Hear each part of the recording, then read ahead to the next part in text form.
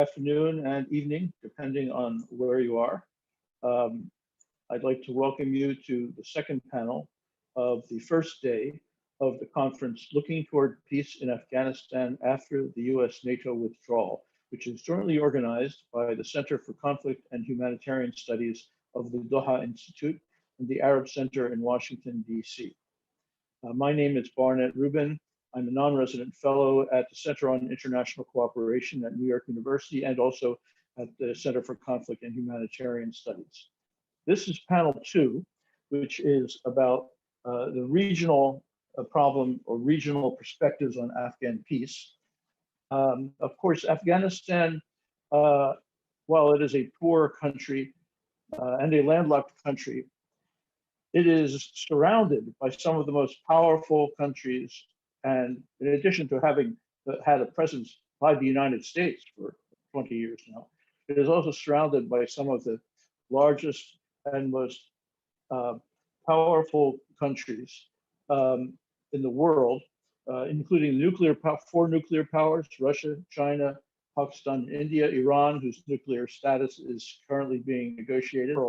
And of course, the economies of India and China, the two mega economies of Asia, with whom Afghanistan has very important economic links, and its future is very much tied to them as well as to its more immediate neighbors, Pakistan and Iran. So as the U.S. withdraws, the role of the region will only become more important, especially as it is a landlocked country and no one except the countries that border on Afghanistan can have access to it except in cooperation with them.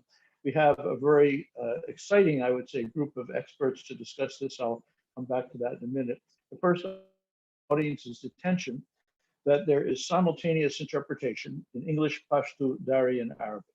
On the bottom right of your Zoom screen, you'll see an icon in the shape of a globe for interpretation. And you can click there to select the language of your choice. And you also have the option to mute the original audio. Let me just clarify. To listen in English, of course, select the English icon. To listen in Pashto, select the Pashto icon. Unfortunately, for Dari and Arabic, there is no proper label. So for Dari, choose the Chinese icon. And for Arabic, please choose Spanish. So as I said, this panel will try to discuss the role of the neighbors in the talks. And let me just briefly introduce the members of the panel. First, I have to say that unfortunately, Mr. Malai Zaoud, who was supposed to join us, just fell ill shortly before the start of the conference. And so he has sent in his regrets, and we just want to join everyone in wishing him a very speedy recovery. As far as the rest of the panel, we have 2 Afghans and 1 person from Pakistan. I might say that 2 Afghan, Nilufar Sakhi and Janan Musazai, are very old friends of mine in the sense they're also very young friends of mine. And together, I would say they really represent the best of the Afghan young educated generation. I'll try not to embarrass him, but Nilufar has really came for a long time to really represent civil society in Afghanistan. She's also from a family of 5 daughters, all of whom are outstanding in their own way and in their own fields. And she, despite the fact that she had great professional success in doing that, she went on to the academic world and got a PhD, and she is now teaching at George Mason University outside of Washington, and also has a position with the, what is the name of that foundation? The Director of Policy and Diplomacy at the McComb Foundation. Janan Musazai, I first met when he was extremely young, right after UNAMA was established, and he was the interpreter for Lakhdar Brahimi. Subsequently, he also attained education, became spokesman of the foreign ministry, ambassador to Pakistan, and ambassador to China, both extremely important positions, and now is the executive director of the Heart of Asia Foundation, the Heart of Asia Society in Kabul, an important think tank with whom both our center and also the Center for Humanitarian and Conflict Studies in Doha has an ongoing cooperative relationship. And in addition, Amina Khan, who is, been more continuity in the educational system in Pakistan, so there's not such a demarcation between the younger generation and the old generation, but she's still from the younger generation. She's the director of the Center for Afghanistan Studies at the Institute of Strategic Studies in Pakistan, which is a very important think tank. She's been involved in many of these track 2 and academic projects in Afghanistan over the years, and I had seen her regularly at these meetings. So we will start now. We'll go in the order that it is in the program, except of course we will not be having Mr. Dawood, unfortunately. But let me turn it over to Nilofar. It's now 11:43, according to my computer, and I think Sultan, sorry, remind me about the time management. Sorry, you're muted. We have an hour and a half altogether, 1 hour for presentations and discussion between you, and then half an hour for questions from the audience. Okay, so I will allow up to 15 minutes for each of the speakers, and that gives us a little flexibility. So Nilofar, please go ahead, and we'll conclude your few remarks by approximately noon. Thanks, I'm looking forward to hearing from you. Thank you. Thank you so much, Barney, and thank you for introducing me. Good morning, good afternoon, good evening, depending from where you are joining us. And thank you to Center for Conflict and Humanitarian Studies and Arab Center, Washington, D.C. for organizing this timely event and for having me here today. So thank you so much for that. Well, I have 15 minutes. There's a lot to cover. I try to be brief. You all, I assume, know what's going on in the region and all this meddling of the countries. So I will not go to the depth, just highlight some of the surface issues and what I see important, what I see how the process should go forward, especially looking more from a peacemaking perspective. And I have been, I think, I have been talking a lot about the 3 phases of the peacemaking, which I consider the regional aspect is the most important phase of the peacemaking process that we see historically happening around the world. And I hope that would be taking into serious consideration by moving forward the Afghan peacemaking. So let me give a little bit of background, by the way, a brief background, and then I start talking about the interest of some of the major countries in the region and how I see their interest will shape Afghanistan's moving forward. So I believe securing Afghanistan's peace and stability has been challenging for a number of reasons. First, sophisticated internal political maneuvering, which has led to divides over what issues are considered to be in the country's national interest. And second, the external geopolitical factors, which which actually the focus of my talk is, which includes regional neighbors, long-standing and conflicting interest in war and peace in Afghanistan. Both these issues and both these factors made peace and security elusive. There are evidence demonstrating that an unstable and insecure Afghanistan is a threat to her neighbors because of militant, terrorist, and criminal activity that could bleed more deeply into their territories. However, there are also various research and analysis that demonstrate that Afghanistan can be seen or can perform as has an opportunity for business connectivity and economic development based on its location at the center of South and Central Asia, and also based on its positive neutrality policy.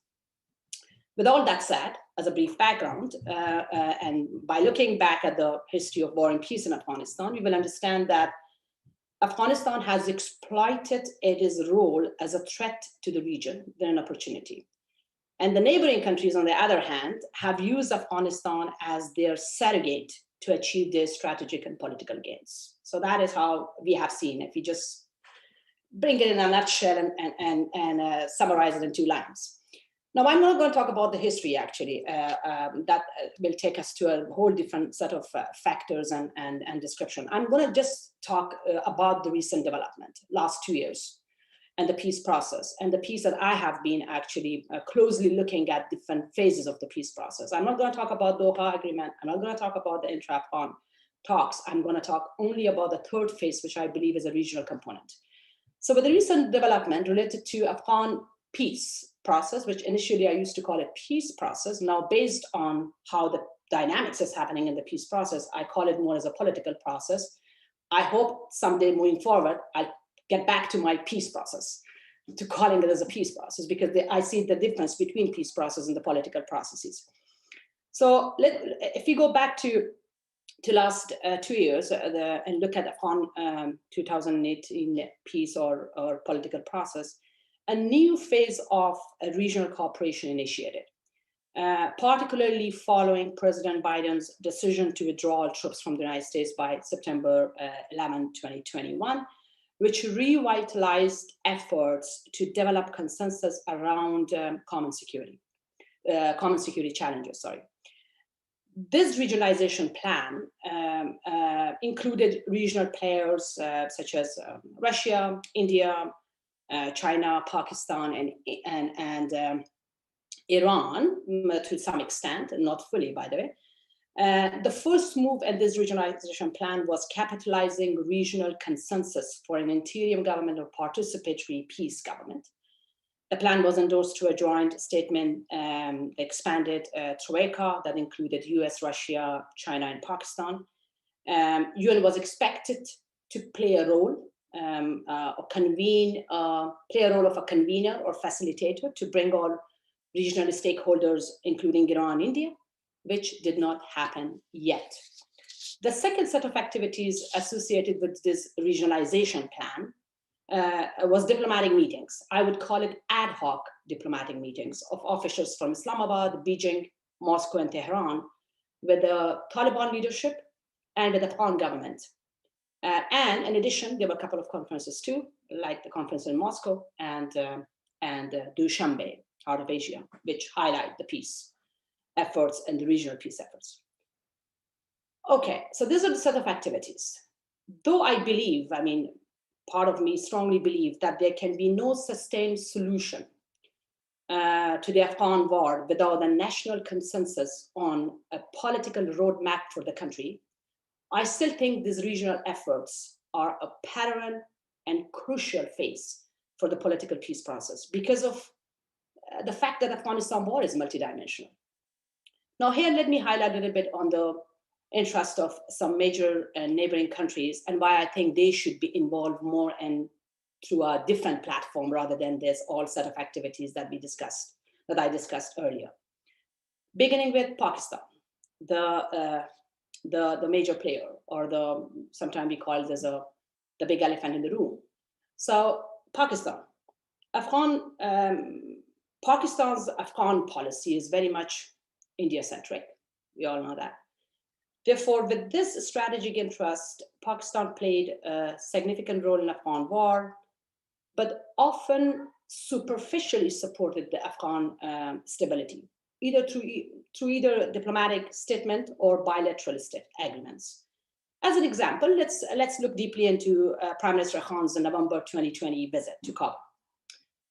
This high delegation visit generated a bilateral agreement between the two countries that emphasized a shared vision for regional cooperation, peace, and economic development, with the intention to lead to stability in both countries, right? Well, however, core causes of the conflict, including the flow of weapons from Pakistan, India-Pakistan relationship with Kabul, the Dunan line, the water crisis, they were not addressed. They were not part of this meeting. And that happens usually through these diplomatic setups. The core causes are not discussed. And from a peacemaking perspective, you will not able to find a solution until you will not address the core causes. That's how, at least I learned from my studies of the field. So as such, the implementation of any such agreement, the bilateral agreement, diplomatic agreement, whatever we name it, would be challenging, particularly as it does not provide a political solution based on the real causes and real drivers of the conflict between the two countries. So in addition, This kind of bilateral agreements or diplomatic agreements, I mean, they don't have any monitoring system or the necessary conditions to ensure the implementation of them. So overall, in a nutshell, official visits can only be viewed as diplomatic meetings between the two countries, which are unlikely to produce any concrete result or address the prolonged conflict between the two countries. The other point related to Pakistan is, of course, its relationship with the Taliban. Goes back to 2004. I'm not going to talk about all those background and their detailed relationship with the factions of Taliban. But what I see, at least after 20 years of Pakistan support to Taliban, they see them set for victory. These Taliban see them set for victory, and Pakistan also see them set for victory. For Pakistan, the Taliban victory is their win. With the Taliban in power, Pakistan believe they will benefit strategically, politically, and economically by becoming the regional hub, by dealing with the extra state notion of its fight with India, and also becoming a major transit route to Central Asia. So it has a particular strategic interest, economic, political, in the country. So therefore, they consider themselves as a major win. It takes me to the next discussion, India, which is there and plays an important role as well. India policy in Afghanistan is heavily influenced by desire of security and influence over Pakistan. India, who has remained an outlier and consistently supported the democratic government in Afghanistan through building institutions, training military, and all other sort of activities, including education system. They did not join any formal negotiation process, and I see India's role not really active in the peace, in the current peace process or political process which is happening. The Pakistan-India rivalries with the strategic depth, of course, has a significant impact on Afghan peace. Islamabad and New Delhi strive to impede each other's political influence in Kabul, and their policy of engagement will take into consideration their common objective. It seems at this point, the uncertainty in Afghanistan makes it hard for Delhi to cement its policy of engagement moving forward. The next player is China, which I see the triangular relationship, how that can help moving forward. China, certainly I'm not going to talk about this. It is a U.S. relationship with the U.S., who is a U.S. competitor and has been critical of U.S. presence in Afghanistan. Even with the U.S.-China tension, stability of Afghanistan is one of their few shared interests. It's because China is concerned about its internal security being threatened by a terrorist group based in Afghanistan. And if China has to agree with Taliban being in any form of political power structure, it will be a condition on Taliban's preventing Uyghur secessionist group from China's Xinjiang region from crossing the border and settling in bases in Afghanistan. And of course, the second interest of China is economic, which CPEC is there and BRI is there. I am not going to touch upon those elements, which are having the broader engagement of interest. What I see from the economic engagement of China in the region, I see that Chinese can take a significant step in Afghan stability. The fact that the launch and expansion of CPEC has created a new phase of China's relationship with Pakistan and India.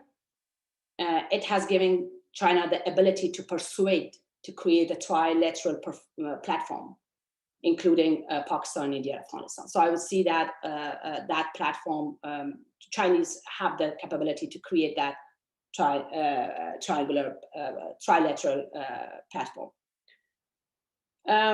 Last but not the least, Iran, which I see has most influential, is one of the most influential regional actor in Afghanistan, has always seen Afghanistan as a threat to its security, but also as an opportunity to expand trade and accessibility to Afghan and Central Asia market.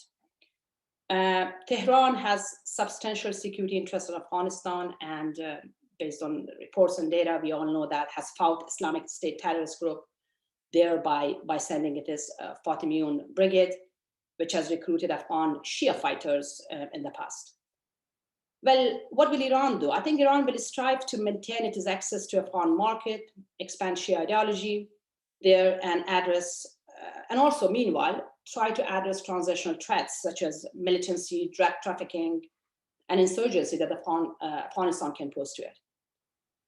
Following US withdrawal, I see Iran may work quietly in the country, using soft power initially for a few years to expand its influence.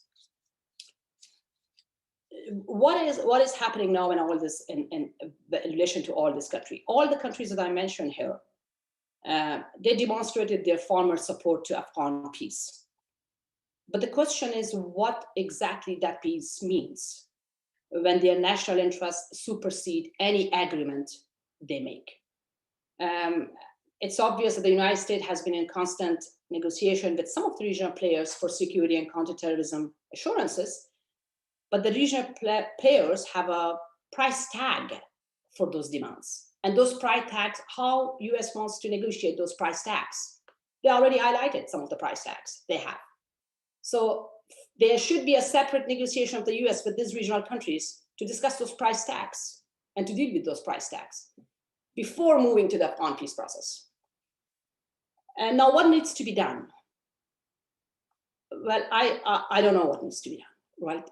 The short answer is, but all the complexity and mess going on, it's difficult to predict what's going to happen. But at least with the fact that we have, and with the understanding that I have, is first of all, I'm very critical of these ad hoc meetings.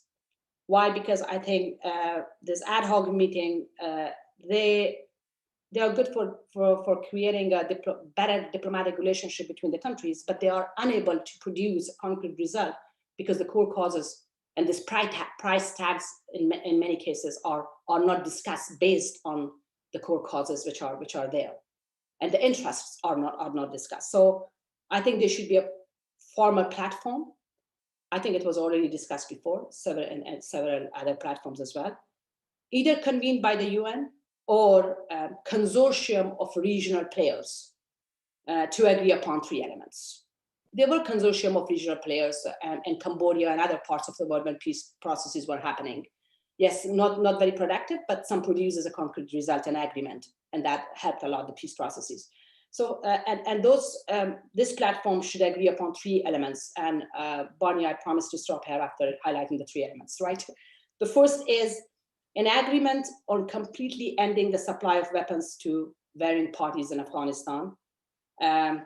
A regional consensus should be based on clearly defined commitment, including an agreement of all regional players to cease political military support to all the parties of the Afghan conflict. The second, recognizing the status of Afghanistan as permanently non-aligned and disarmed territory.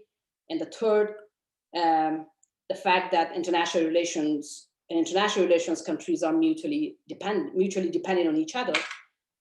They gain relative power from their shared resources and interests. So this platform should facilitate a discussion that for all the countries to discuss their resources and interests and what they can contribute and they can gain from each other.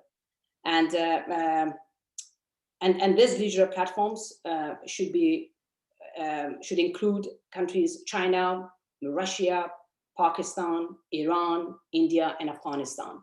So a table of negotiation should be set for all these countries in parallel to the Doha peace process or intra-Afghan peace process, to go side by side in order to produce a concrete agreement. I think for me, that makes a good parallel process of moving forward. And on the other hand, that could be a comprehensive peace process and might produce a result at the end. I end here. If there'll be a question, I'm happy to answer at the end. Thank you. Okay, thank you very much for that. Of course, the next speaker is Amina Khan. Perhaps you will comment on the proposal about the regional peace process and the nature of its participants, and whether you think a formal process in which Pakistan is one of several multilateral participants is feasible. Now over to you. It's now 12:02, so we'll go till close to 12:20.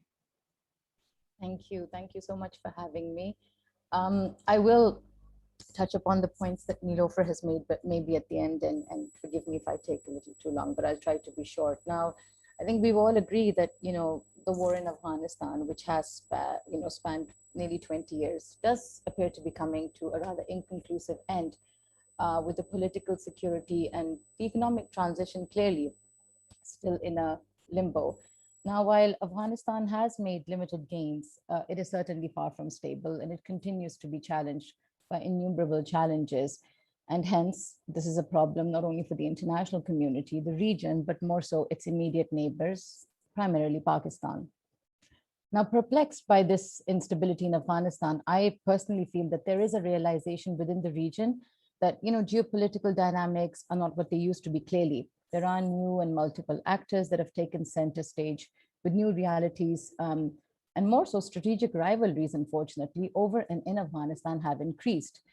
Now, despite their previous differences and diverging interests, it appears, in my opinion, that for the first time, there is a strange regional strategic coincidence, if I may say, amongst Afghanistan's neighbors, namely Pakistan, Iran, Russia, China, and the Central Asian, states. And I think they've come to the realization that they can no longer, stay on the sidelines, nor can they depend on the international community, but rather it is time for them to take ownership of the region. And I think we've seen that in some little form. Now, so clearly, for the first time, these regional states appear to be on the same page, and they appear to have a common regional vision for the future of Afghanistan, which entails regional ownership, recognition of a negotiated settlement, and the Afghan Taliban as a major component to that process, as well as curbing transnational terrorist groups such as the ISKP. Now, moreover, I think there is a general consensus for a responsible and a measured withdrawal, leading to some semblance of stability within Afghanistan, which I think these regional countries feel is solely the responsibility of the US and not regional stakeholders, primarily because the US was, the principal signatory of the agreement with the Taliban. And I think we have seen this being demonstrated by the countries playing their role, particularly while Pakistan, of course, has always played its role, but China and Moscow we have seen really, come up. Now, while the notion of regional consensus, may be a ray of hope for Afghanistan, it is still unclear and it's debatable as to what extent and to exactly what level regional countries will step in. Now, to be honest, I think it's very convenient that the onus or the responsibility for the future of Afghanistan has been shifted upon the region. Now, while a regional consensus, as I said, does exist, the main question is to what extent. Now, this is the first major challenge that the region will face collectively after the Soviet withdrawal from Afghanistan. And while certainly regional countries have come a long way from the past, and they have formed a consensus where countries like China, Russia, Pakistan, Iran, and the CARs, I think will continue to provide and play a political and economic as well as developmental role and provide support, it is unlikely that these countries are going to extend military or security support. At least this is my understanding. After all, I think no one is willing to replace the US, that is for sure. In fact, I think every country at this particular juncture is fending for itself, and it's trying to secure itself from the foreseeable consequences that will emerge out of this highly irresponsible withdrawal, if I may say. Now, while the region option has always been there, regional configuration should have been mustered up, I think, before. Regional countries should have been engaged much earlier on. And I think even if they were engaged straight after the deal that was signed in 2020, I think it would have given them a little more time. But I think, frankly, it is challenging to expect the region to contain the situation particularly when they have so much at stake. Now, there is an ongoing debate that the region is being considered as a valid interlocutor. But the question is, can Pakistan, China, Russia bring value back to the negotiations? Now, let me highlight, I don't want to delve into this too much, but critical aspects of the agreement, the US-Taliban agreement, that were, I think, overlooked upon, such as the ceasefire, intra-Afghan talks, and then again, what kind of a future political setup Afghanistan will have. These are essential aspects that need to be, I think, fulfilled by the US before they withdraw, even if partially, because it is the responsibility of the US to do so, since again, I reiterated they are the ones that did sign the agreement with the Taliban, even if Pakistan helped.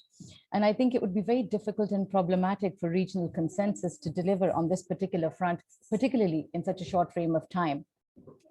Now, while there certainly can be regional collective pressure or regional monitoring mechanisms to push both sides to deliver, this will be positive in the sense that it will give a strong indication to both the parties, that they aren't exclusive and they can't operate in isolation. And of course, they need support from regional actors. Again, one wonders whether the region is ready and willing to do so, especially since the notion has come at such a late and frankly, abruptly, way. Now, while again, with the US exit, Afghanistan, it appears, seems to be a regional issue, but honestly, the seeds are there and it will be nothing less than chaos. Hence, in my view, again, I think that it is the sole responsibility of the US to step in, since again, it was a major stakeholder and signatory. And I think it should push for a credible and workable solution that is acceptable to relatively all sides. And of course, one that benefits the Afghan nation as a whole. Here, I don't understand why why the Americans shy away from putting pressure on particularly the Taliban. This is a question that, I have asked my American counterparts, and I remember, figures like Secretary Pompeo used to always say that the Taliban were the more responsible stakeholders and they've delivered. So there are questions that I think that the Americans need to answer. Now, again, there has to be some sort of semblance of stability, which means workable structures. And here again, I say that there should be some sort of an inclusive interim setup or any sort of a political structure before the Americans withdraw. This is essential, and I think this is what the region would want as well. Now, let me quickly touch upon Pakistan, since it's so important, and there's a lot of expectations from Pakistan, which might be unrealistic in my view, but given its proximity and the linkages and its close association with elements and events in Afghanistan, Pakistan is the most important regional player that has always been directly affected by events in Afghanistan. And I say this, with full confidence that no other country, maybe to some extent Iran, has taken a more substantive role in Afghanistan, and this can be viewed positively and negatively. That's debatable. But Pakistan has played its role. Now, despite these commonalities between both the countries, we know that the relationship is far from what it should be. And, it's been strained and uneasy at best. And, the relationship, it's been in this constant downward spiral of antagonism and mistrust. And this has primarily been due to unfulfilled expectations on both sides. Reignited border disputes, of course, the peace process, Pakistan's relationship with the Taliban, other issues, as well as the Afghan refugees. And to be quite honest, I think it's been counterproductive for both countries. Now, while the relationship has failed to evolve due to perpetual differences, it is positive that both countries do realize the need for a broad-based relationship that revolves around mutual respect and cooperation. It's sad that they haven't been able to achieve it, but there are elements that do recognize this. Now, I will admit that Pakistan's policies in the past certainly have been vague and contradictory, to say the least, particularly by depending on one particular group, which hasn't really yielded results. I mean, Nilofer mentioned that, Pakistan would like to see the Taliban back. I think it would be problematic for us. And I personally feel that by recognizing the Taliban, Pakistan didn't really gain much. What did we gain? Maybe a couple of years of limiting India's influence in Afghanistan. But remember, the same group never even accepted the border. So I think Pakistan has made mistakes in the past. And the fact that it is trying to reach out to different political factions, maybe it's too late. in the game, but the fact that it's trying, I think this should be acknowledged. And, it's difficult for me to convince my Afghan counterparts, but believe me, there is a clear and conscious awareness within Pakistan that we need to have a broad-based relationship with Afghans, not just the Pashtuns and not just the Taliban. And, it is a very difficult task because of the history of mistrust and the historical baggage that, Pakistan has with Afghanistan.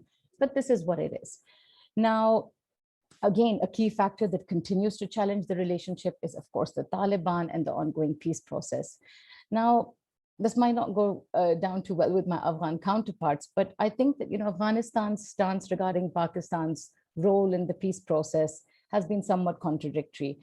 On the one hand, Afghan authorities, they want Pakistan to play a more instrumental role. And at this, and of course, on Kabul's behest, we have been trying to. But at the same time, then they blame us for abetting and supporting the Taliban. Now, Pakistan has tried to facilitate the process publicly and privately. It has put pressure on the Taliban to deliver. Pakistan's relationship with the Taliban is known, but I think Pakistan's relationship with the Taliban also has limitations. And I think our Afghan friends tend to overlook this particular issue. Pakistan can, put non-kinetic pressure on the Taliban, but it cannot put kinetic pressure simply because of the repercussions it will have on our relationship. No, sorry, not only on our relationship, but more so on our security within Pakistan. Pakistan also has been very clear that it does not, in any sense of the word, support a military takeover by the Taliban. And I think we've been very clear because, again, I just want to mention here Nilofer's point where she says that, Pakistan would gain, whether it's, economically or the round, through the whole connectivity aspect. I don't think so. I think it would be more so any government that is in Kabul will, I think, want this regional connectivity. And Pakistan would want to view Afghanistan as a regional roundabout. And yes, Pakistan could be that trade roundabout, but I don't think we'll be able to achieve it solely by depending on the Taliban. This is something that I think needs to be understood and taken into consideration. Again, I say Pakistan should put leverage or should use its leverage on Pakistan, but to what extent Pakistan has that leverage is questionable. Yes, there is to and fro movement. I don't think anybody denies it, but the bulk of the Taliban are in Afghanistan and they're fighting. Now, many question Pakistan's intentions. Why does Pakistan want peace? This sounds like a cliche, but it is because Pakistan benefits from peace in Afghanistan. No other country will suffer or benefit more. And this is something that, just needs to be understood by the international community and our Afghan counterparts. Now, I personally feel that Pakistan's role in the peace process should be limited. It should support the peace process, and that too through a regional framework. Because again, I repeat, the historical baggage that we have, Pakistan is damned if it does and damned if it doesn't. Therefore, this should definitely be kept in mind. And also, unfortunately, Pakistan and Afghanistan's relationship has always been dictated upon by security and the peace process. They haven't really been able to delve out and expand the contours of their bilateral relationship. So while yes, the peace process is essential for the relationship, it shouldn't be the sole determining factor. And here I say that Pakistan, again, should support to the extent it can, but I don't think it should take up any other role. If it does, it should be regional and maybe through some sort of a mechanism where China can play a bigger role. Again, it is imperative that both countries expand the contours of their bilateral relationship. It doesn't matter who's going to be in Kabul. Both countries will have to deal with each other. The fact that they don't even have a water sharing agreement just shows you where this relationship is.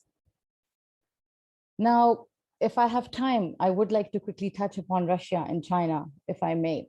Now, I think no two other countries have played a more, I think, substantial role in Afghanistan in the recent years than China and Moscow, particularly Moscow, because let's remember, I mean, Moscow was able to bring Mullah Baradar, for his first public speech, and also bring other political factions to, negotiate with one another through the Moscow process. Now, although Russia hasn't really achieved much tangibly or concrete in terms of the peace process, its growing role does highlight that, again, regional stakeholders are coming out of the woodwork to assume a more substantial role. And I think Moscow's involvement in the peace process is reflective of that, because it, desires to showcase itself, I think, as a leading player, not only in the region, but also I think to position itself on diplomatic parity with the US. Now, while Moscow may have begun to play an active role and may like to continue to provide political support, again, I think it's very unlikely for the Russians to, adopt any military or security role. Again, I say I don't think anybody's willing to take over that role at this particular stage. Similarly, China, while again it's moved from its limited role in Afghanistan, it's begun to play a more proactive role, not only within Afghanistan, but the region as well, and more so with the Taliban. The Taliban have also voiced support for China, be it in the role of a mediator or a guarantor. So I think here the Chinese could play an instrumental role, maybe in pushing for that regional role. But again, to what extent is China willing to go? This is questionable because China has its stakes in Afghanistan, but then I don't think it would want to play the role the US hasn't really played. And again, this comes to security and military, and these are important questions that need to be kept in mind. China has played another instrumental role, which is helping to bridge the gap between Pakistan and Afghanistan through the trilateral, and that has been helpful to some extent. But again, I think the bilateral relationship, unfortunately, just seems to nullify any initiatives. So I think, if anything, China can play that role, but I wonder whether it's going to be willing to.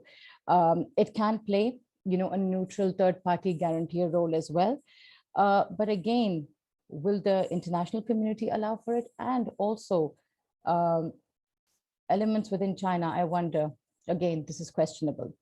So lastly, I think I'll just end by saying that, while the regional approach or element is certainly there and it's under debate, it remains to be seen how far all the regional countries will go and whether China is willing to play that dominant role.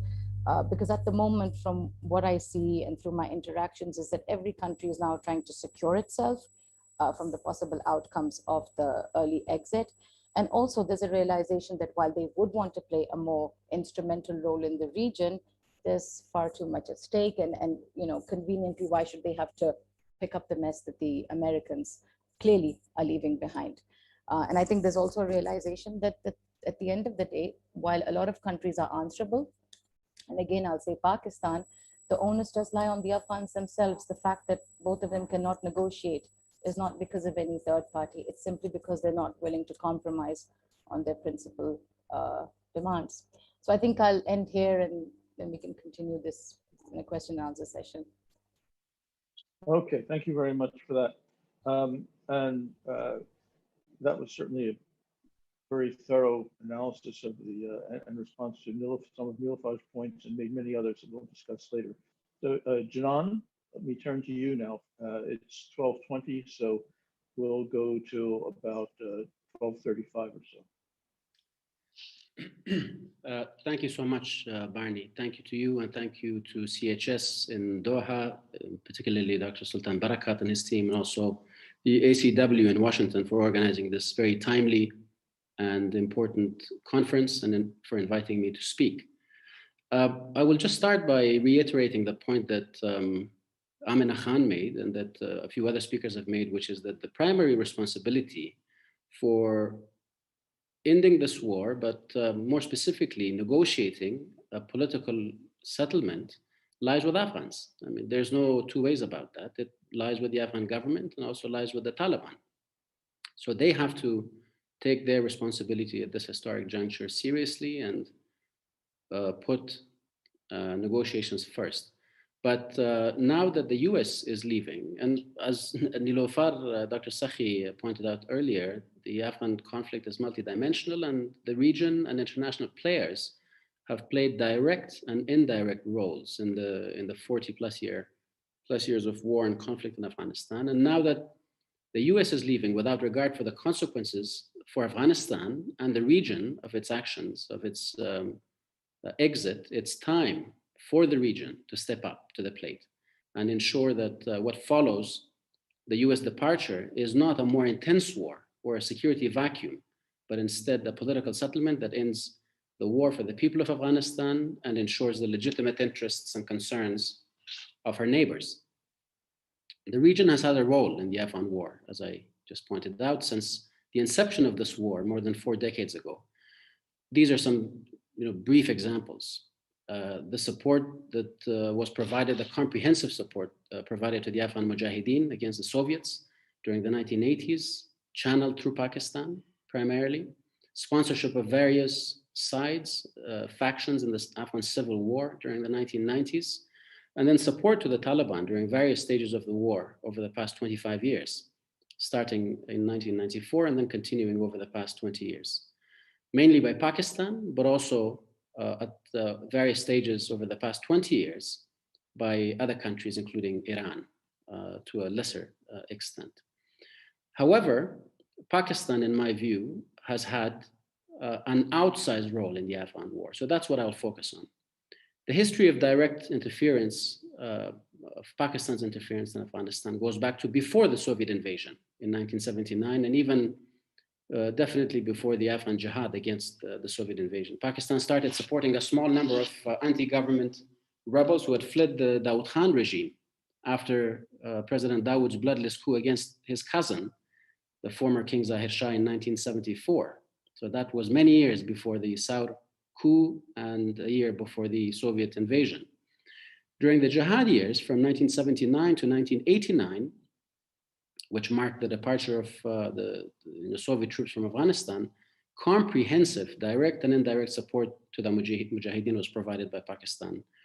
And Pakistan provided support through its own military, its own intelligence agency, and also channeled the bulk of US, Saudi, and Chinese assistance to the Mujahideen during that decade-long jihad against the Soviets.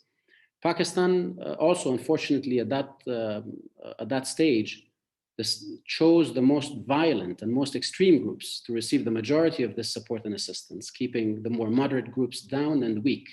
And obviously, we know that many moderate voices were assassinated on Pakistani soil during that time, who were a voice of reason for a political settlement in Afghanistan. And Barney, you know many of those voices that were silenced. During the Soviet Union's retreat or withdrawal from Afghanistan, Pakistan, in my view, did not play its due role in seeking a political settlement, always supporting the Mujahideen's complete effort or push for the complete takeover of power in Kabul.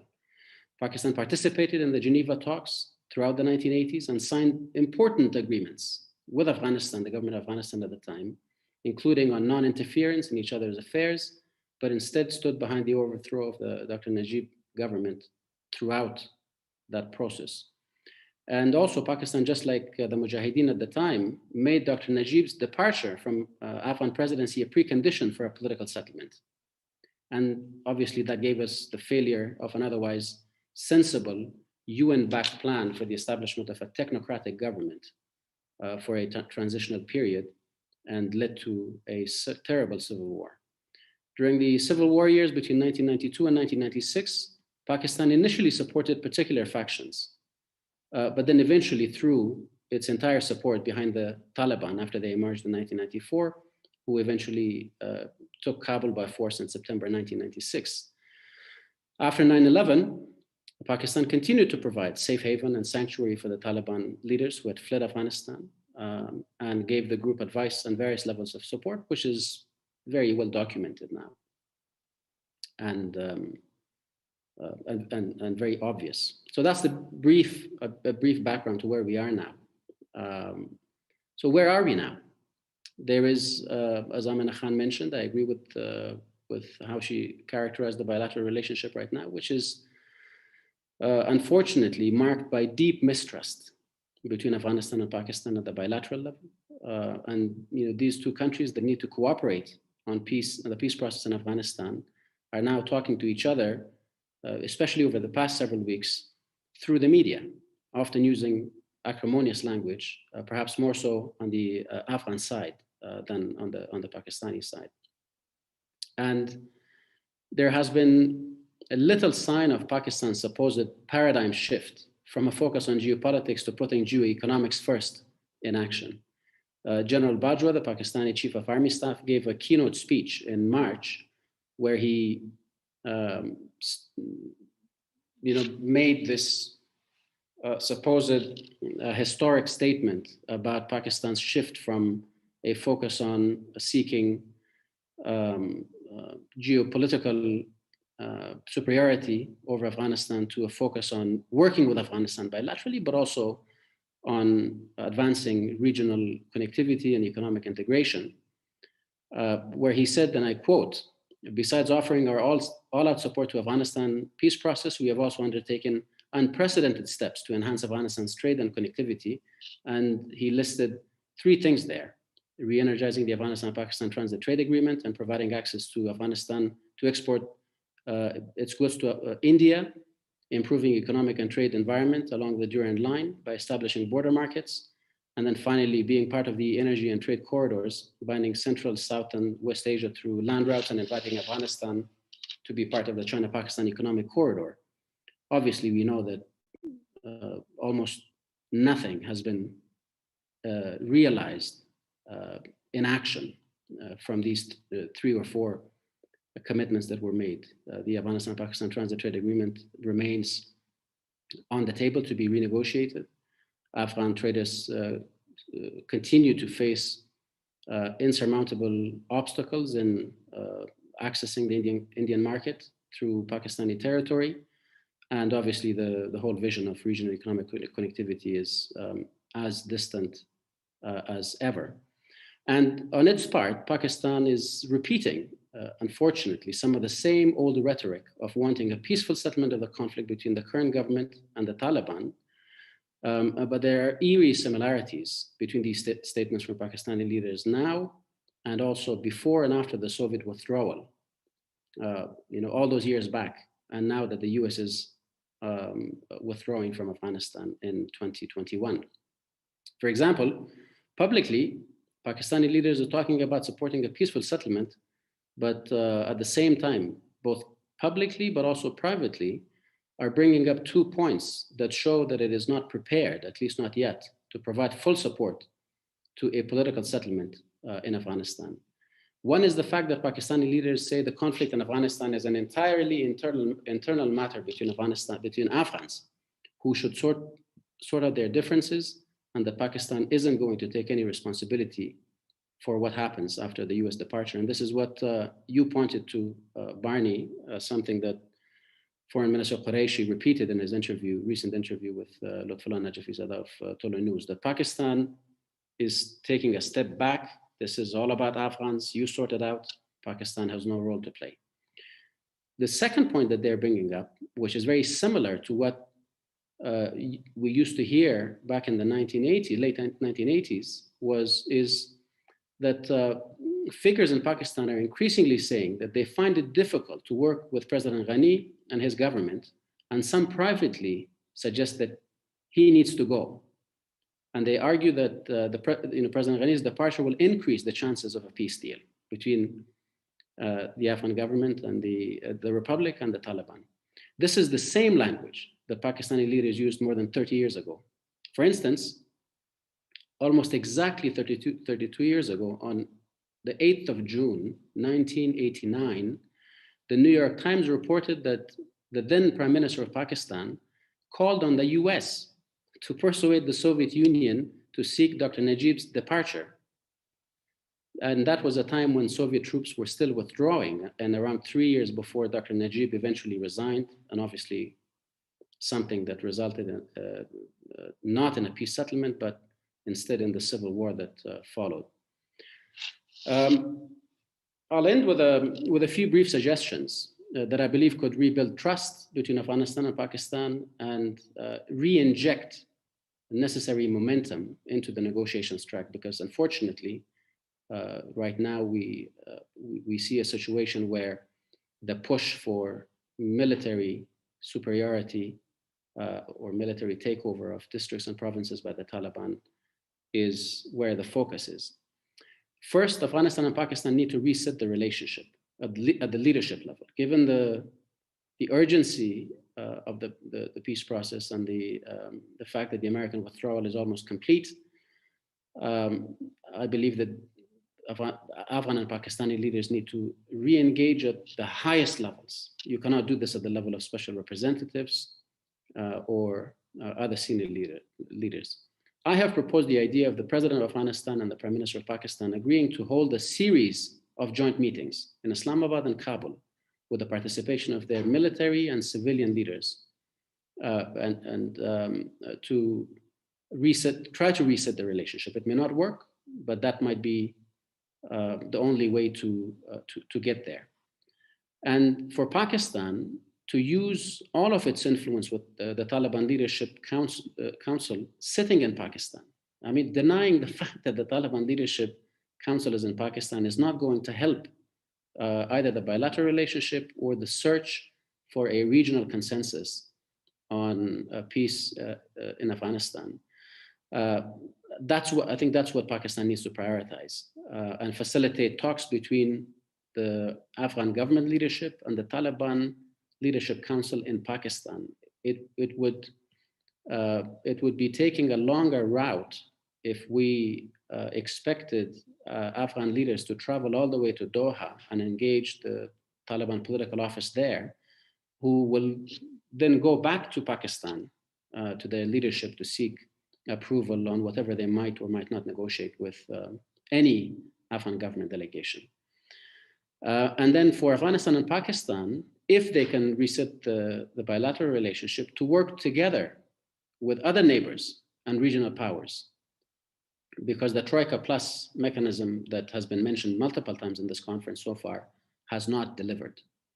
Pakistani leaders privately say that if they take the initiative and the process fails, and this here I refer to Pakistan's role on building regional consensus and support for the Afghan peace process, that they will get the blame for it. If they make an effort and the process fails, they'll get the blame for it. But this shouldn't be about blame, in my view. It should be about using all efforts to ensure that this historic opportunity is turned into a negotiated settlement between Afghans that ensures peace in Afghanistan and Pakistan, but that also allows both countries in the wider region to focus on deepening connectivity and economic integration, on which we all agree there is consensus across the region. So I'll conclude with that and just say that any deal that ends this long war in Afghanistan will benefit Pakistan more than any other country. And I'll just stop there. Thank you. Well, thank you, Janan. That was a very precisely timed and precisely stated intervention. Before I go to the questions in the Q&A, I have a couple that I want to raise. One is a point that no one has discussed so far, which is that even though the American troops are leaving Afghanistan, they are leaving behind an Afghan military and security force that is dependent on American funding and on a supply relationship with the United States. Because one of the things the United States did, which I think hasn't gotten enough attention, is it shifted the entire Afghan military from one operating system to another. That is, from the Soviet Kalashnikov Mi-17 system to the M16 McDonnell Douglas system, which of course benefited American defense contractors and has required a lot of retraining. But also it means that the United States will of necessity, the Afghan government will of necessity continue to have a defense relationship with the United States. This is now being negotiated with respect to the contractors for maintaining the helicopters and so on. I wonder if any of you would care to comment on how the significant countries of the region view the prospect of this long-term military supply relationship between Afghanistan and the United States. After all, we've seen how military supply relationships have a very strong strategic effect in many regions of the world. Anyone care to comment on that? There was also, I mean, Barney, we should take note perhaps of the NATO communique that was issued, this was a couple of days ago in Brussels, which called for a long-term relationship with Afghanistan and also retain the senior civilian representative position for engagement with Afghanistan at the diplomatic level, but also underlined NATO's long-term commitment to providing both funding, but also training and equipment to the Afghan National Defense and Security Forces.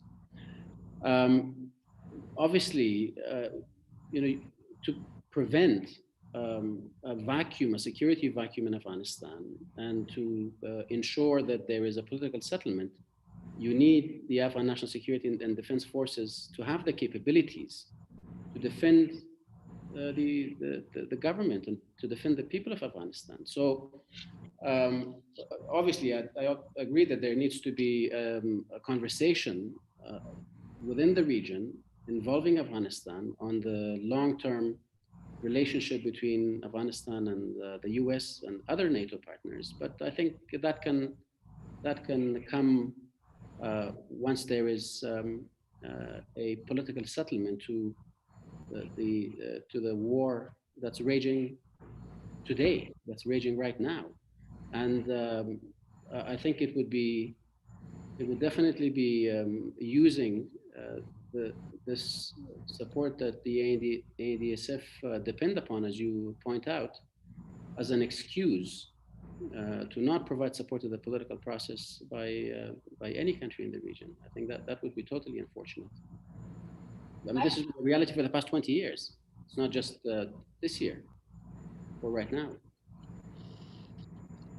Sorry, did I hear someone else? Amina, did you want to add to that? No. Okay. I wanted to say about this the image that there's a long-term U.S. support to what you mentioned, Barney, can have regarding to Afghanistan. I think it will have a symbolic, meaningful. It can create symbolic, meaningful image about Afghanistan for the region. Why? Because Afghanistan is so dependent on outside support, both financially and technically, to make NDSF run. And such support, or a long-term support, either it's technical or political support, will prevent the meddling. I would see that way. Will prevent the meddling of the neighboring states. Or that could weaken the condition for the proxies to emerge and get activated. So that's how I see it, because that will create an image that, okay, even if technically that's not being equipped well, but the image itself matters a lot if there be long-term support of the United States to NDSF forces in the future. Okay, thank you. Could I just, yeah, well, I don't think Pakistan would have a problem with the kind of weapons that the Afghan National Security Forces use, but I think one aspect that could try, could help try and mend relations is the fact that Pakistan has time and again offered military training to Afghan National Security Forces, in Abbottabad, and how ironic, in Abbottabad and other places.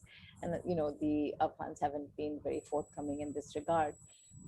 So I think that would be one aspect that could not only help mend the relationship, but also, I think put a stop to any questions that the Afghans may have regarding Pakistan, since we'll be providing them with military training. To date, apart from a couple of cadets that did graduate from our military base in Abbottabad, I think it was about 15 or 16, if I'm not mistaken. None have come after that. If I may just take this opportunity regarding President Ghani, I don't think anybody in Pakistan has an issue with, dealing with any elected representative of Afghanistan, be it President Ghani or, for that matter, Hamid Karzai. But unfortunately, I think President Ghani has made the relationship extremely difficult at this particular point, particularly by the kind of statements that have been coming out of Kabul. I think, in the relationship between Pakistan and Afghanistan, which is so problematic, you always need to leave a little window of opportunity open to be able to come back. And unfortunately, President Ghani has not done that. Although, our foreign minister has been engaging with Hani Fatmar in the conference in Turkey. So there are elements within President Ghani's cabinet that Pakistan is willing to engage with. They're also willing to engage with President Ghani. But I just feel that this is a very, very delicate situation, and the relationship is extremely fragile, and both countries have to be extremely, extremely careful. And one comes out and Ambassador Musazay, you and I recently had this conversation when you were here in Pakistan last week. The fact is that Pakistan, as I keep on saying, has a lot to answer for, and as to other countries, but Pakistan more so. Therefore, Pakistan is reluctant to play that role. We're not saying that we're going to abandon Afghanistan. We are trying, in our limited means and ways, to support Afghanistan, be it through developmental work or assistance, and by the way, the border has been operational 24/7, and we have extended APTA, but it's both ways, and I just feel that this blame game is so counterproductive for the relationship. You talked about the history, you gave us a whole lecture on the relationship, and how Pakistan is to blame. It's both ways, and it's just counterproductive. And I think the positive aspect of all of this is that both countries realize that they cannot live in isolation. They need to engage. And therefore, I think it's important that elements that are willing to engage should move forward, because the blame game is going to go nowhere. It is counterproductive. I'm sitting here today as a student. When I used to attend these conferences, it was the same mantra, the same blame game over and over again. Just hasn't achieved anything. Well, thank you. Well, let me continue that discussion a little bit. I'm sorry if we, as is usual in these meetings, I mean, the Pakistani participant gets put on the spot. Believe me, you are not the Pakistani whom I would most like to put on the spot about these questions. But you're the one who is here. We have a question from Qasim Ludin, who used to work for the High Peace Council, asking what will Pakistan do to stop military supplies to the Taliban and so on. But I'd like to put it in a bigger framework. You say Pakistan will not take kinetic action against the Taliban who are on Pakistani soil. Now, the United States and the Afghan government made a huge mistake starting in 2001 for a long time, and that they would not undertake political outreach to the Taliban. They only took kinetic action, okay? And that, in a way, was what maybe what caused the war, because the Taliban had been defeated. Now they are trying a mixture of kinetic action and political action. Pakistan is saying it will only take political action and not any kinetic action. Why shouldn't Pakistan do a mix as well of kinetic action and political action? Kinetic action doesn't mean you have a full-scale military offensive to destroy the Taliban in Pakistan. For instance, there have been press reports, which I am unable to document and which Ambassador Khalilzad recently refused to comment on when I asked him about them, that General Bajwa has told interlocutors that the ISI has told leaders in Quetta and Karachi, Taliban leaders, that if they do not cooperate more in the peace process, Pakistan will arrest them. I would call that kinetic action. So, is there some possibility that in conjunction with its political action, as we approach the end game, Pakistan will also engage in some of what you call kinetic action, so as to use all the tools that are at its disposal for the sake of peace in Afghanistan? Well, I think, Barney, you know far more than I do about what's happening. But yes, you're right. What I meant by kinetic operations was that we cannot completely, hound them out. But yes, when I say pressure is being put on them, pressure is in different forms. And I don't think Pakistan has to be very open about what it does. Again, because of the repercussions internally Pakistan will face. Because we've had our fair share of terrorism, and they do have linkages, particularly the TTP and the Jamaat al-Ahrar and whatnot. So yes, Pakistan is putting pressure. And if you remember, the statement that came out from our DGISPR also was signaling towards the Taliban that they cannot operate in isolation, and therefore they will have to mend their ways. I think you've been hearing this from our leadership time and again, that the Taliban have to reduce violence. This is something that we've been trying to put pressure on the Taliban. It's another thing that they're not listening, but it's very difficult to assure the Americans and the Afghans that Pakistan is doing all it can. But again, it has to it's treading on very, very careful lines because of the repercussions Pakistan will face. And there is to and fro movement. That is something that we do acknowledge. But again, please understand Pakistan's limitations. I can just say this, because at the end of the day, imagine if we face the consequences. Is anybody going to come and, help Pakistan out? No. Who's going to come in? Is anybody going to step up? No. And also, I'm sure China will. yeah, I doubt it. No, the Chinese have their own relationship with the Taliban. After all, it's interesting. I'm going to just a counter question is, while so much onus is being put on Pakistan, and I understand where you're all coming from, but where is the onus on the Americans? At the end of the day, the Americans signed an agreement with them. They legitimized them, and they are sitting in Doha. So yes, Pakistan, as I keep on saying, I think I'm like an old record player, has a lot to answer for. But then what about the Americans? The Americans are leaving Afghanistan in a lurch like they did before. So where is the onus on the Americans? Pakistan has a lot to deal with, and But there's plenty to accuse the Americans of, but this is about the region. So let me just change the subject. There are a number of questions. Can I just, Barney, this question? Yeah, John, go ahead. This is a very specific question, because it's not that Pakistan has not taken so-called kinetic action or military action against the Taliban on its soil of Afghan Taliban. It has killed many Taliban leaders on its soil, Afghan Taliban leaders, including the former defense minister of the Taliban, who reached out to the Afghan government for peace talks. But they were killed because they did not go through the Pakistani military. Mullah Mansour was killed. He went through us, but he was killed. Mullah Biradar was put in prison for many years. All right, let me just, as chair, I don't think we'll resolve this debate. So let me just stop this at this point and move on to another question. There are a number of questions about the role of Iran, which are all for some reason directed to Niloufar Sakhi, perhaps because she is from Herat.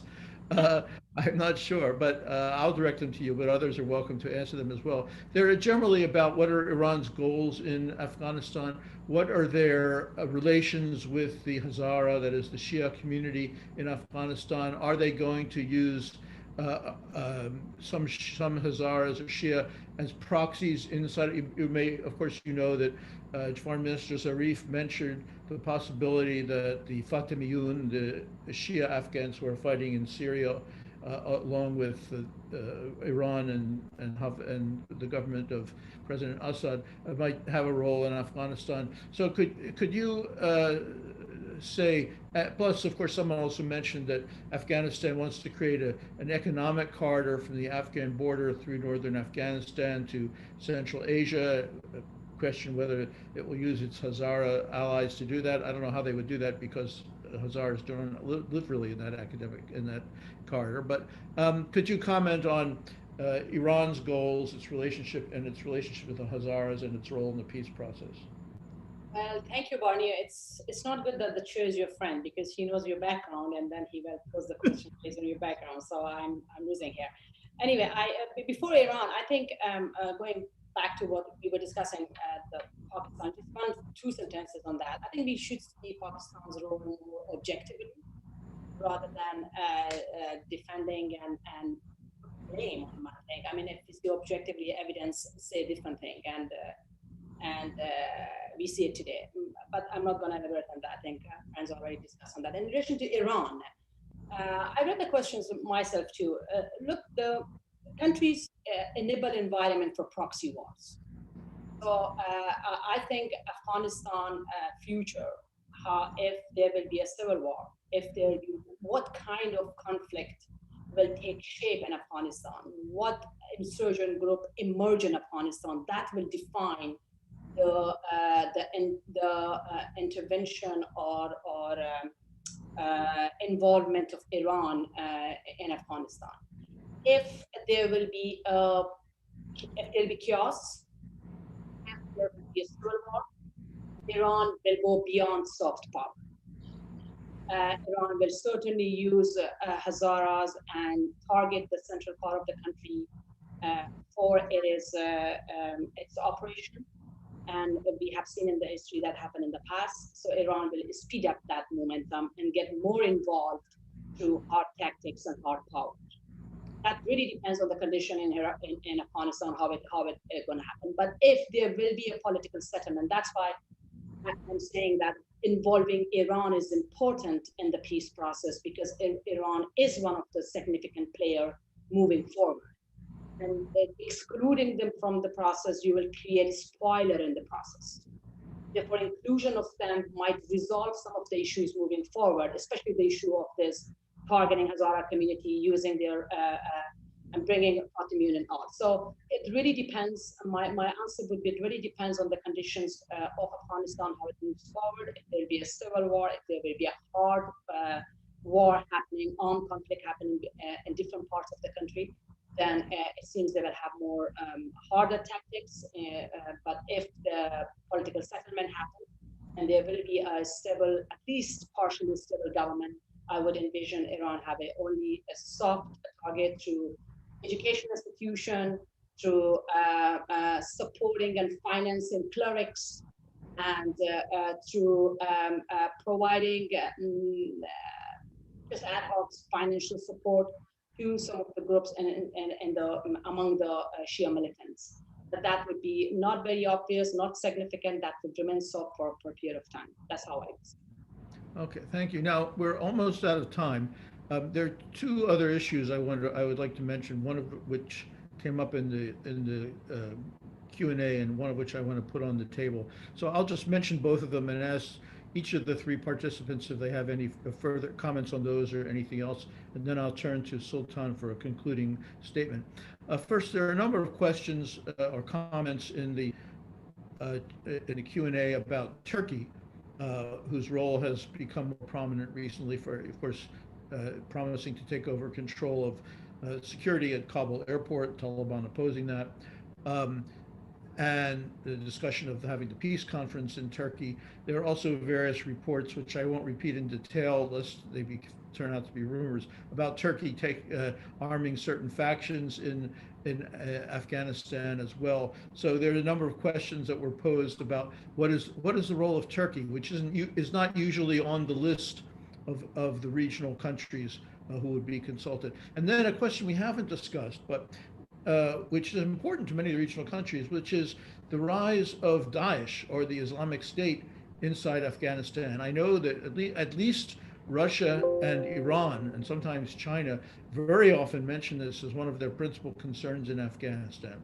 And I wonder if you could comment on how that is affecting the peace talks, in particular the prospect that peace between the government and the Taliban might be irrelevant, given the rise of this new group. So let me just go back to the order that we had in the original program and ask each of you for a brief reaction to those questions.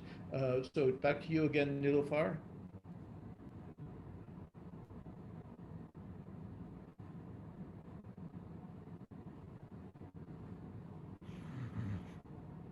Go ahead. Sorry, did you?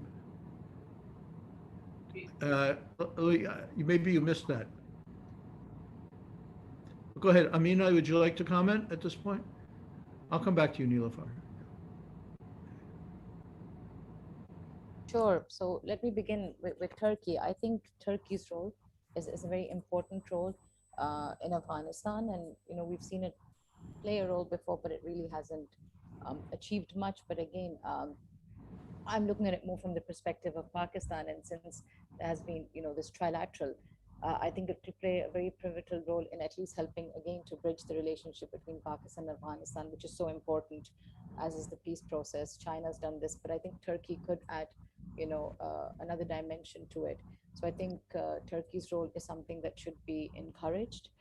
To what extent Turkey's role should be in Afghanistan is for the Afghans to determine. So I leave it at that. And regarding the Daesh, I think the Daesh is one of the biggest spoilers to the peace process. We've seen it time and again.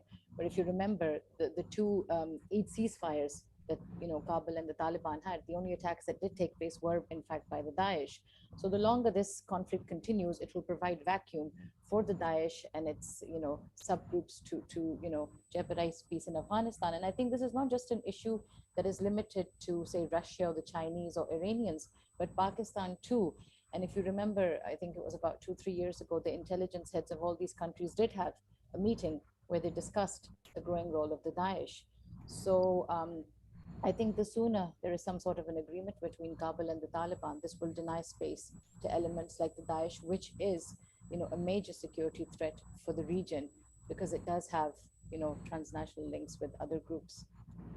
So I think this is something that can be dealt with if there is some sort of a peaceful settlement in Afghanistan. Okay, Jinan, briefly, you can comment on those, but also if you have a brief comment based on your experience as ambassador to China on the Chinese role, about which we just got a question as well, how effective it might be and so on. I think Turkey, on Turkey, I think Turkey has a key role to play. I have proposed the idea of obviously Pakistan taking the role of a regional champion that I think we need. But in the absence of Pakistan playing that role, Turkey might be the best placed regional power to play that role. It has excellent relations with Pakistan. It has excellent relations with the Central Asian republics. It has an existing mechanism of discussion with Russia on conflict resolution related to Syria and Libya. It has a close relationship with China on different things. It's a next door neighbor of Iran, and they have well-established mechanisms for those conversations. It's a NATO member state. It's a Muslim country, and Turkey is well liked by the people of Afghanistan. So Turkey can play that role of that regional champion for support to the Afghan peace process.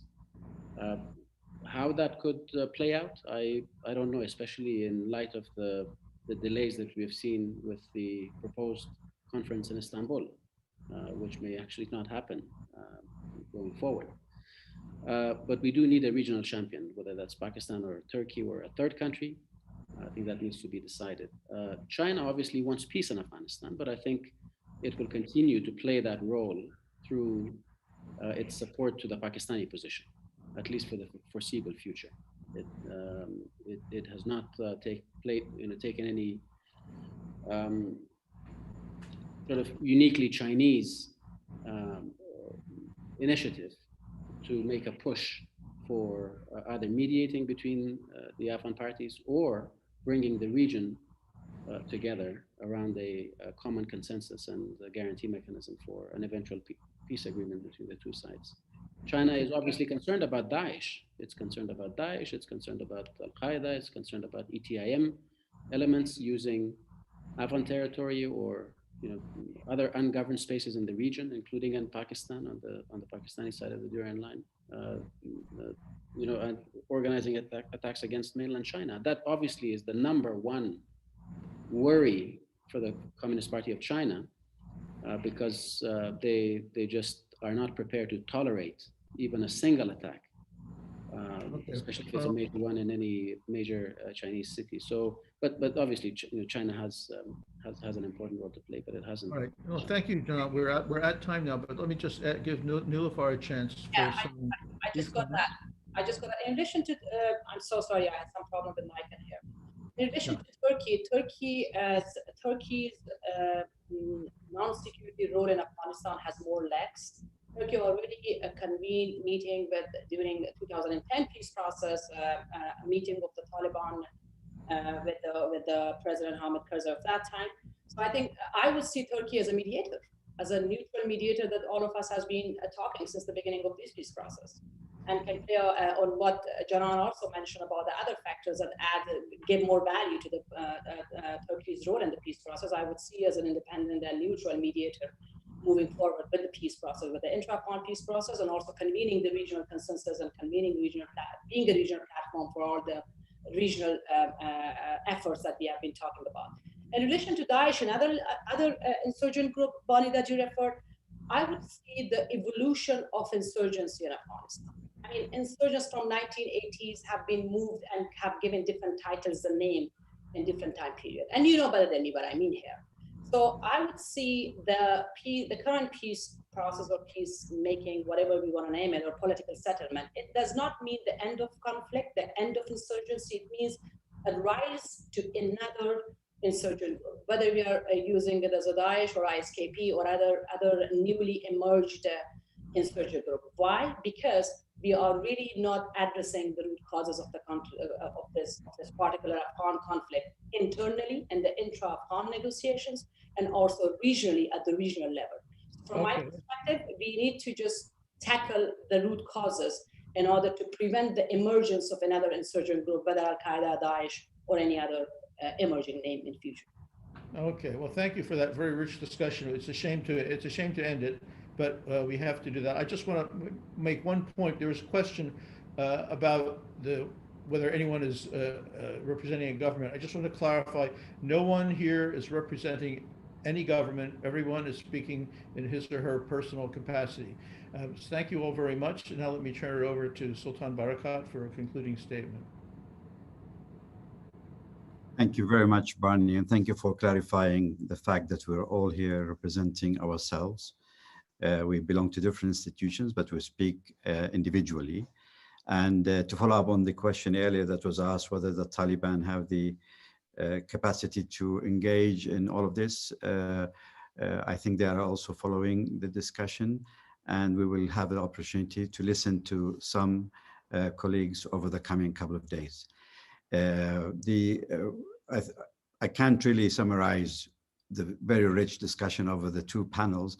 All what I can say is it's been absolutely fascinating, and it has opened our eyes, and hope it has also bridged the policymakers with the academics a little bit to the depth of the knowledge that exists and the depth of analysis that exists in Afghanistan. It's been absolutely wonderful to hear people differing, but also agreeing on many aspects of what and how we should move forward. I think a very important point was made about the time is right to stop viewing and or presenting Afghanistan as a threat to the region and the world, but look for the opportunity that Afghanistan can offer. Linked to that, I think the need to address the root causes both internally and at the region level is key. The relationship with Pakistan and Afghanistan, the discussion that we had made me think we could really dedicate a whole conference on this, and it should be done, and it should be going deep into the root causes historically, but also in terms of material need and economics and so on, because everyone knows that Afghanistan will find it extremely difficult to move forward without Pakistan, not just blessing, but also acting supportive of whatever system and whatever power sharing takes place in the country. I thought also the discussion we've had on Turkey is interesting, but we omitted again to think of the Turkish support to some Uzbek sides. I think this has a bitter taste among some Afghans, and if Turkey is serious about playing a role, I think some restructuring, some reordering of priorities and partners is required. Tomorrow we have the, sorry, before I talk about tomorrow, obviously for those who are following us, it's been very unfair to our panelists because most of them have presented a 6,000 to 8,000 in-depth analysis of their position, and we've asked them to present it in 10 minutes.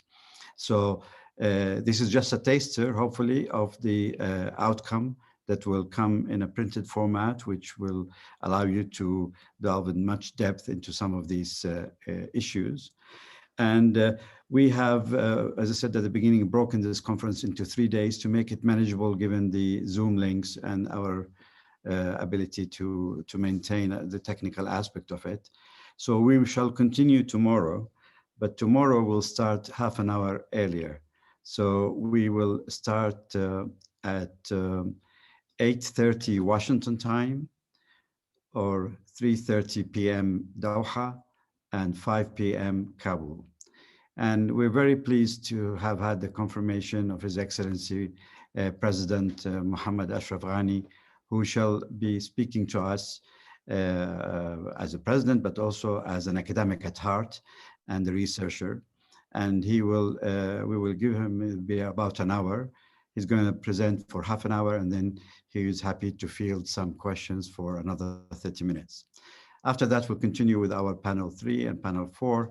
And as with today, we have lined up an amazing number of scholars from various institutions around the world, including University of Western Australia, CMI, Michelin Institute in Norway, North-South Wales in Australia, King's College, University of Minnesota, USIP, Pittsburgh University, Cambridge, and of course, Sheikh Saleh, who's a Taliban member, is no longer a member of the political office, but has spent time and effort in trying to put together his thought based on years of experience with the movement on the political direction the talks could take. So I hope you can join us. And if you haven't registered, please do register. And if you want to upgrade your status from just following on the media into being a panelist, or not a panelist, participant, sorry, do register with us, and that will help us also keep your contacts and contact you for the next couple of days. Finally, I'd like to conclude by thanking all of our panelists. I think you've done an amazing work. I see on my Twitter, it has already hit the news. People are quoting in particular Dr. Qahtani. A statement he's made is taken by a lot of media outlets. But thank you all for your contributions, and a special thank you to Dr. Khalil Jahshan and to Dr. Barnett Rubin for the amazing facilitation of their sessions earlier today. So thank you very much. We'll see you tomorrow. Dr. Khalil, would you like to say anything? Okay. Well, thank you very much. Please do stay with us. I think the conversation shall develop over the coming 3 days, and we're looking forward to it. Thank you. Thank you, Sultan.